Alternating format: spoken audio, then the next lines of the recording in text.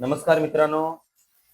आपण आज पाहिलं तर हवामान खात्याने पालघर जिल्ह्यामध्ये पूर्ण रेड अलर्ट जारी केलेला आहे. आणि रेड अलर्ट हा घोषित केल्यानंतर आपण जर पाहिलं तर काल रात्रीपासून या वसई, विरार आणि नालासोपारा शहरामध्ये तसे संपूर्ण पालघर जिल्ह्यामध्ये खूप जोराचा पाऊस हा कोसळतोय.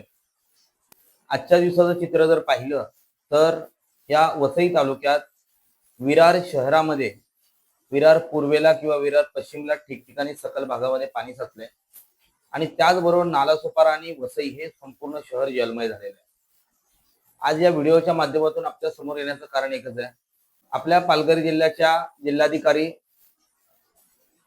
सन्माननीय इंदुराणी जाखड मॅडम यांनी दिनांक 2/7/2026 म्हणजे उद्या या आपल्या जिल्ह्याला संपूर्ण शाळांना सुट्टी जाहीर केलेली आहे.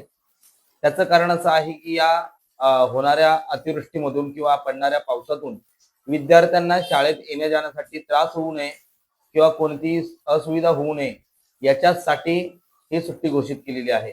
प्रत्येक पालकांना माझी विनंती आहे, आपण जर गरज असेल किंवा प्रत्येक नागरिकाला विनंती आहे, जर आपणास आवश्यक काम असेल तरच घराबाहेर पडा, अन्यथा विदाऊट काम विनावश्यक बाहेर पडू नका.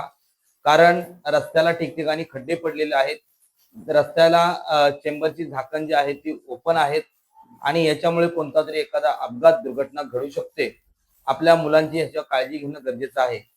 पुन्हा एकदा मी विनंती करतो की आपल्या मुलांची काळजी घेणं हे आपली जबाबदारी आहे.